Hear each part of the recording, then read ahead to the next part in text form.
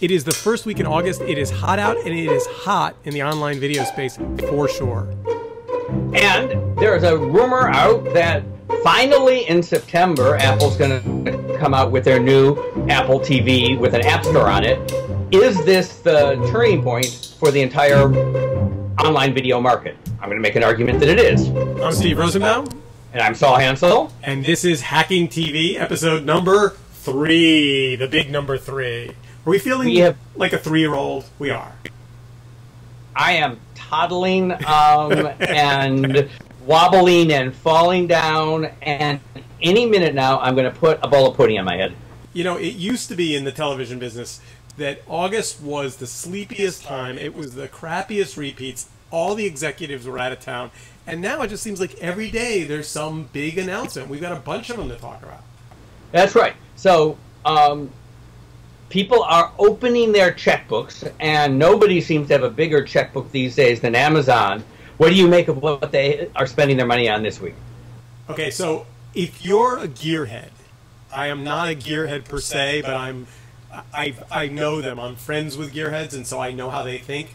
Top Gear is such a big-ass deal. You have no idea. These guys, literally, you could put a pile of money in front of them, naked women, and beautiful cars, and they pick the cars. I mean, they are so seriously focused on this space, and the fact that Amazon pulled this off to me is amazing.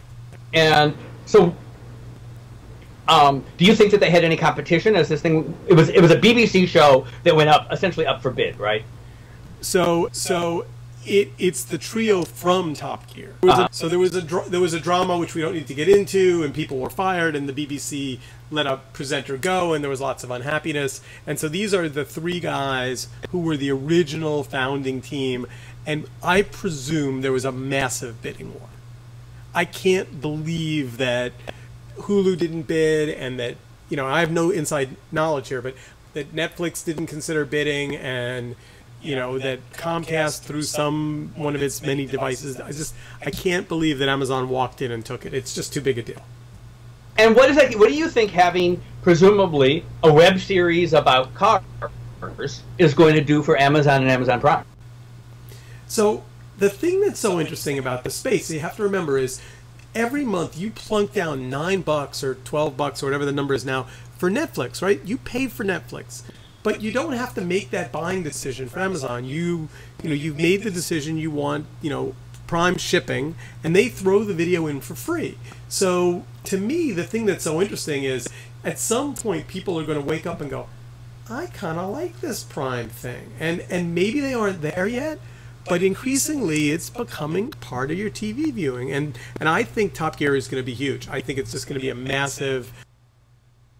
Well, since we're talking about NC-17 television, I guess we need to move over to Vice, which has also invested some of the gobs of money it's raised from News Corp and so many others into a new women's channel, trying to, be to women's news what it did to foreign coverage with the main Vice News channel. What kind of impact do you think that's going to make?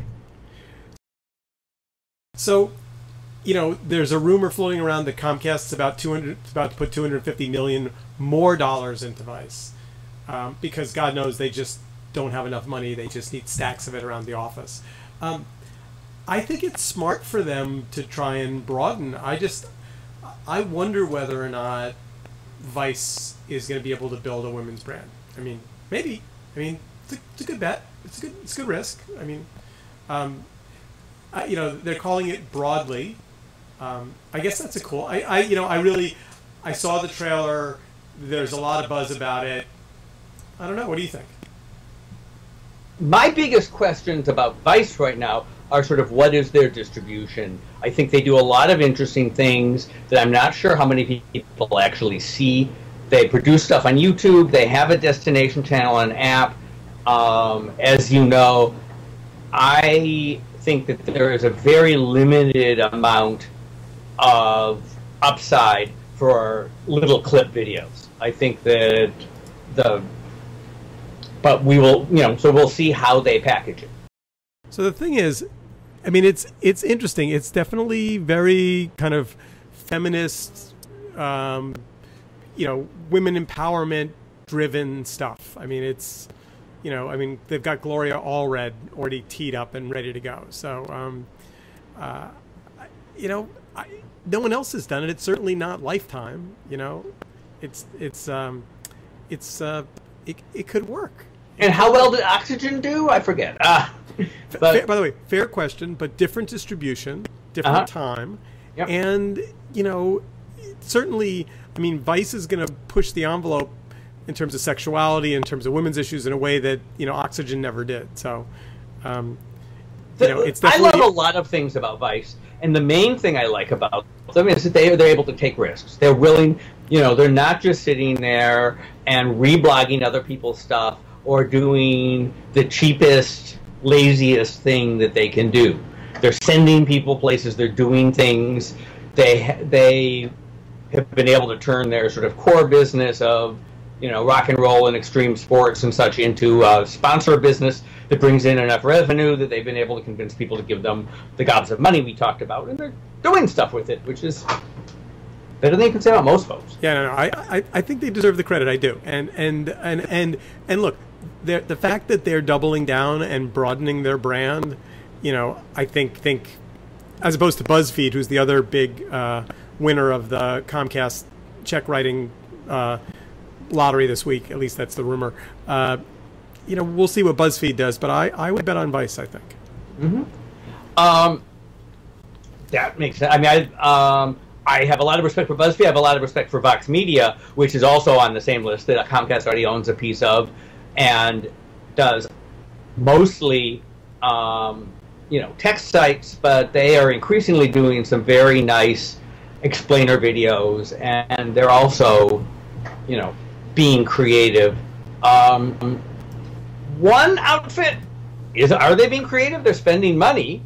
Is Yahoo? They a couple months ago renewed Katie Couric's contract now for $10 million, and they are doing a daily news show with Katie Couric, back to her old CBS days. Is that an investment you think is going to pay off for him? It's a fair question. I will only say this. In my Facebook feed, I'm not seeing a lot of clips from that show that people want me to share with my friends. That could be my bias. It could be I'm not liking the right things. Maybe you are. Maybe it's targeted at a different audience. But they're working hard. They're doing a lot of production. I'm just not sure. I found it. I went to try and watch the show this weekend, and I find their site very difficult. So I couldn't find it. I have a theory about TV news. If the three listeners out there don't know, I spent a couple years trying to build a TV news startup, and I think that there is a balance that very few people have had between the convenience of a newscast and the immediacy and freshness you want from the web. So people who watch TV news don't just want to go click on one clip at a time. They want the sort of briefing to get them up to speed. But the last thing you want is to have to wait to remember to tune in at exactly 1 o'clock in the afternoon when Katie has her show, and it's suddenly out of date. And I assume that if you miss it at 1 o'clock, you can replay it at 1:30, or no? I would have thought that. When I tried, today is a Sunday, to go find the replay, I spent 20 minutes and couldn't find it. But that could just be bad search. So the balance between I want to watch it right now and have it up to date, and I want a bundle of things is hard to do, and I don't think Yahoo has it down right. I went and tried to look for their newscast, and I found some clips from it, but I couldn't find the whole newscast. So maybe they're assuming that either I will watch her live over lunchtime, or I'll just find the separate segments that they had. It's a little unclear what they're trying to do, but they sure didn't make it easy for somebody who saw the headlines that Katie Couric does get them and tried to look for the show. So I'm not so sure that they're on the fast track to winning this game, but they keep trying. Yeah, but they got Alibaba money, so they got a long, long roadmap, you know. And yes. If I had Alibaba money, I'd be testing lots of things too. So I wish them well. Somebody's got to figure this out. I think the people who've gotten it right so far are Reuters, but nobody pays any attention to them. Which brings us to the 800-pound gorilla in the room that you're excited to talk about, Apple. And I'm open to your thesis, but not yet sold on it. So sell away. Okay, so let me walk through why I think that if the rumor of the day is true, this is such a big deal. So the rumor goes that in September, the Apple TV, which hasn't really been updated since 2012, has a new model, no big surprise. Faster chip, no big surprise. Connect to HomeKit so you can turn on and off your lights from the television set, who cares. A new touch-sensitive remote control, that could help, gives you a little more flexibility. Siri to jump to what you want to do on the phone. I think that, on the TV, I think voice-controlled TV, if somebody gets it right, could be important. And far more importantly, the App Store comes to Apple TV. And the thesis that I want to walk through with you is that we have hit a moment where the channel paradigm of television is out and it is being replaced with the app paradigm. A channel is a linear stream of stuff that everyone has to watch at the same time. An app is software, and it delivers an interface that can let you watch one or more streams, one or more on-demand clips, and whatever else you put onto it, right? So Netflix is an app, right? It's a web app or it's a mobile app, but it's a service that lets you discover, talk about, and especially watch TV. HBO is basically an app. It is HBO Go and HBO Now, and if you want to watch it linear, you can. You know, just like my old employer, I think you can describe the New York Times as a news website that happens to print a subset of what they make every day on paper. So what does that mean? It changes the barriers to entry, first and foremost, right? So look at how apps have worked in all the other places they've worked in mobile, right? Big guys with lots of money can make big fancy apps, and lots of people will use them if they're any good. So the Netflix app, the New York Times app, or the BuzzFeed app, or whatever, those are apps that get used a lot, certainly the social networks. But little guys can put the app in the App Store without paying some cable company a lot of money. If Apple likes it, they'll shine the spotlight on it. If people use it, it'll get good reviews. And so while it's a lot harder for any one startup to get noticed, it creates a different distribution paradigm that is fundamentally more democratic. So stop there, and let me just ask you the question that immediately comes to mind. Aren't you just describing Roku? I am describing, well, and if you talked about the iPhone, you would say, aren't you just describing another BlackBerry? Absolutely.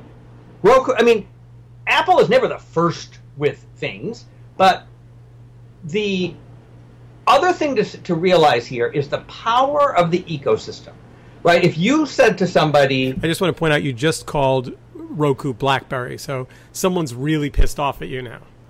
It's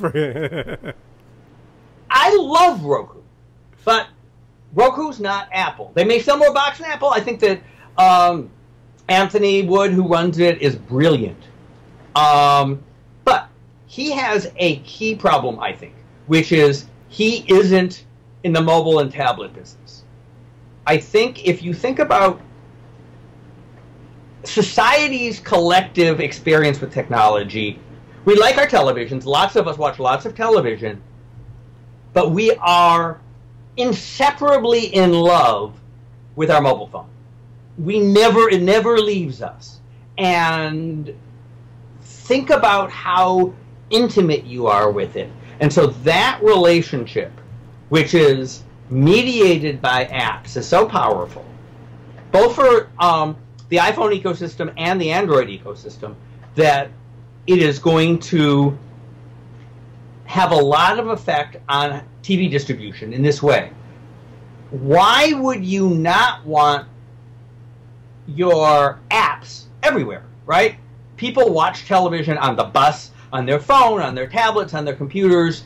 They have relationships with services. I subscribe to Netflix. I want my Netflix everywhere. I want it on all my devices. And while I can have it on my Android phone and my Apple TV and my Windows PC, once I put it on one from an ecosystem, it starts to populate everywhere. And so Apple's power to help distribute multi-platform services reinforces their centrality in the TV ecosystem. I'm going to bet you that 5 years from now, that TV distribution is dominated by Google/Android TV and Apple, and Roku is an important wild card that presumably gets bought by Microsoft or somebody. And people will... Then there's the second half of that, which we're already seeing, right? So if I get the service I want through apps from companies I like, which can be CNN or HBO or Vice or whoever, but how do those guys make money? How do they get paid for? And I think we already are starting to see this, right? So I guess I just think this. I think in the era of Steve Jobs, there was a crazy, manic, driven megalomaniac running that company. And in the era of Tim Cook, you've got an even-tempered, smart, hardworking guy. And, you know, Jobs clearly told anyone that would ask he didn't like TV. He liked music. And so all of his decisions were biased in favor of what he loved and what he was passionate about. And in order for this little black box, which feels like a hockey puck and isn't that sexy a physical device, to be the thing that I go to and turn on first, they're going to have to do something more than just be incrementally better than everybody else. I mean, they've got an enormous amount of cash, right? So they could buy something. They could go, we're going to buy Netflix, or we're going to buy Roku, and, you know, whatever. We could, you know, they could plunk down an enormous amount of money and buy their way into the business.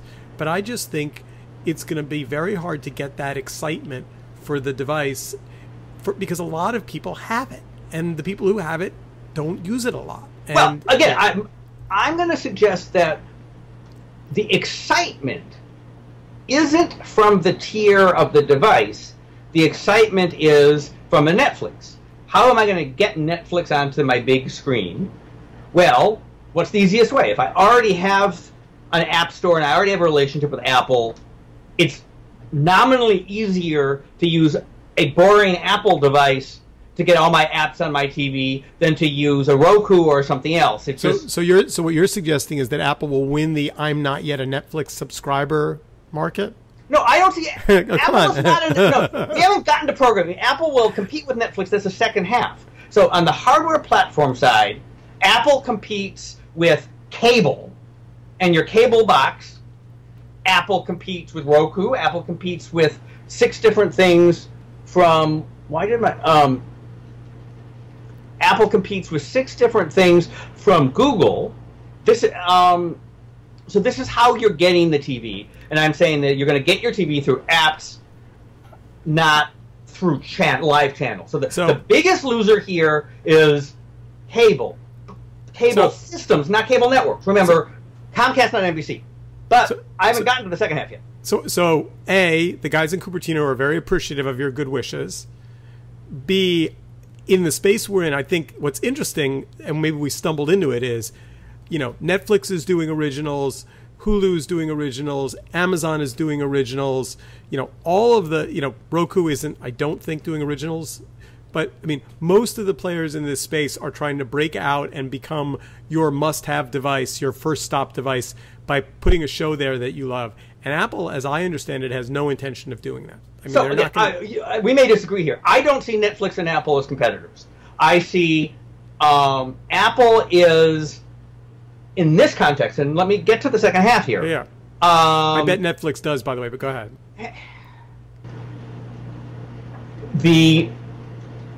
You've got cable networks, and how do you pay for them? You pay for them through a cable subscription. I think you'd be all messed up here.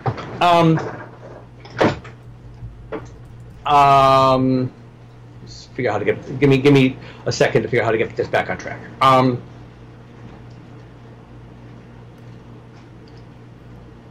So.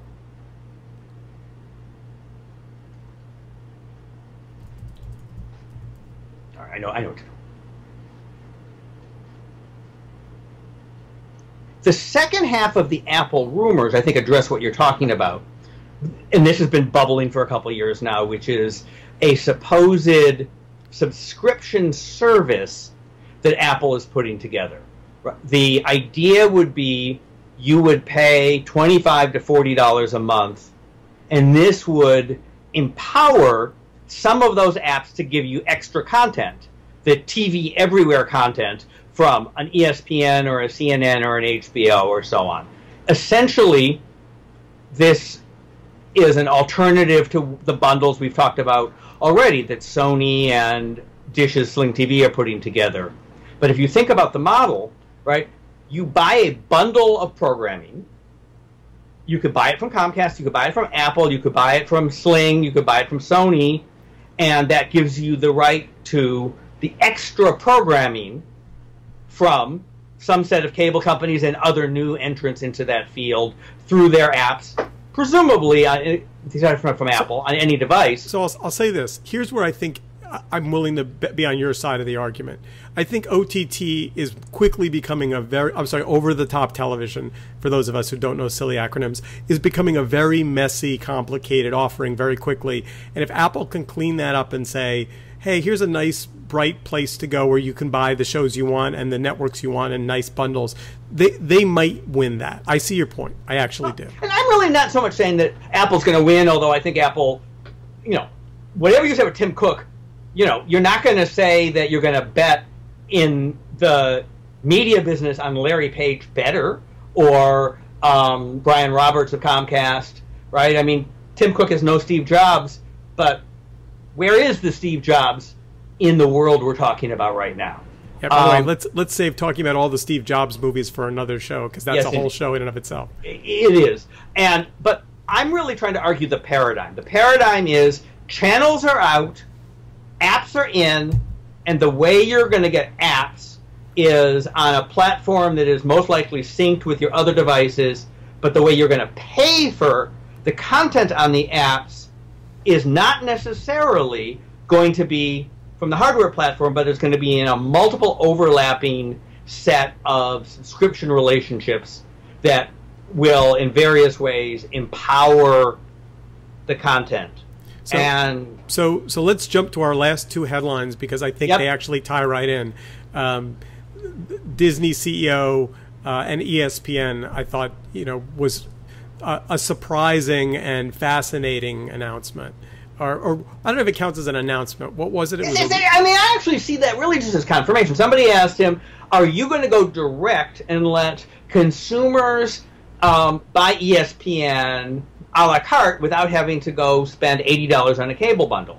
And he said, yes, but not for 5 years, which just means yes, but I don't want to piss off my cable partners quite exactly until I announce it.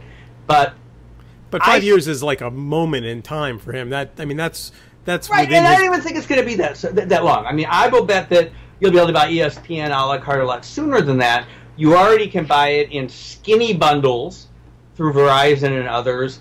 Wait, hold on. Roll that back, though. What happened to that? There was an announcement of skinny bundles. ESPN said you're in violation of your contract. There was a huge hue and cry, and we haven't heard anything since. And they must have sorted it out, because there were skinny bundles on Comcast, which is, I think, what you're talking about. Verizon went and... Verizon, you're right. So Verizon just repackaged their basic cable offering where you pick 2 of 6 bundles of content. There's a news bundle, there's a women's bundle, there's a pop culture bundle, there's a basic sports bundle, there's an extra sports bundle. So if you really want all the sports, you have to use either all of your programming money or you have to pay $10 a bundle extra after the first two. And look, people, the thing to say about the TV business is they are less clueless than the music industry was. I think they see where this is going. You're a very kind man. You're a very kind man.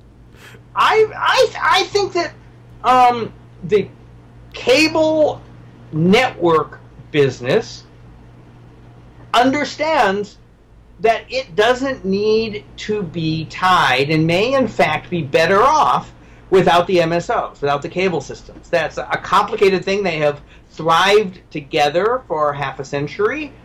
The marketing cost for ESPN is tiny compared to, say, a magazine or something where you have to sell a la carte subscriptions. The big issue with a la carte and why it can be bad for consumers is somebody's got to pay for the marketing costs for every separate channel. All right, we're running out of time, and I want to just make sure there was this CBS announcement that kind of slipped in under the wire that they're going to live stream Super Bowl ads, and you thought that was a big deal. You were pretty interested. Again, I count that as confirmation that we're stopping the stupidity of thinking the TV's different from the internet, right? You're in the Super Bowl business. You're not in the it's over an antenna or it's over the half of I'm sorry, the coax I'm watching TV on my phone while you speak. There, sorry. Right, you're watching TV on whatever the hell you want to watch TV on. And if you're watching the Super Bowl, damn it, you expect the Super Bowl commercials. And the fact that they didn't do that from the start doesn't make any sense. And so I think we're hitting the point this year where people are getting over the artificial lines between what do you call the wire that is carrying the program to the screen. We are out of time. Our half hour is up. My plug for this week, if you haven't watched the show Black Mirror, it is so close to the future. I'm holding up my phone with my little black mirror in front of me. Watch it. It's mind-bending and head-bangingly scary, but it's awesome. Saul, expecting we're going to have a fascinating world of over-the-top hacking TV news this week, and we'll keep track of it and be back to you next week to sort it all out and make sure it's crystal clear. Great. It's been a lot of fun, and tell your friends about Hacking TV, and find us on iTunes and SoundCloud, and we're on, of course, Waywire. And we'll see you next week. Great. And we are